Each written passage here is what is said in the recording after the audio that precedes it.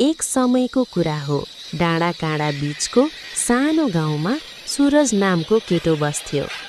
गाउँको छेउमै एउटा पुरानो रुख र भत्किएको घर थियो। सबैले भन्थे त्यो घरमा भूत बस्छ। राति त्यहाँबाट अचम्मका आवाज आउँथे। एक रात सुरजले हिम्मत गरेर त्यो घर हेर्न जाने निर्णय गर्यो। हातमा टर्च बोकेर ऊ भित्र पस्यो। भित्र निकै अँध्यारो थियो। अचानक कसैले भारी स्वरमा भन्यो, को हो यहाँ आउने?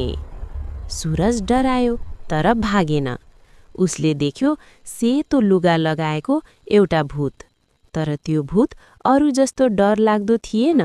उसको आँखामा दुःख देखिन्थ्यो। भूतले भन्यो, म भूत हुँ, तर म कमजोरलाई दुःख दिन्न। मेरो बल अन्याय विरुद्ध हो। त्यसपछि भूतले सुरजलाई गाउँको सत्य बतायो। गाउँका केही धनी मानिसहरूले गरिबहरूको जमिन जबरजस्ती लिएका रहेछन्। कसैले बोल्न हिम्मत गर्दैनथे। भूतको बल त्यही काम लाग्यो। अर्को दिनदेखि अन्याय गर्नेहरू अचम्मरी रूपमा डराउन थाले।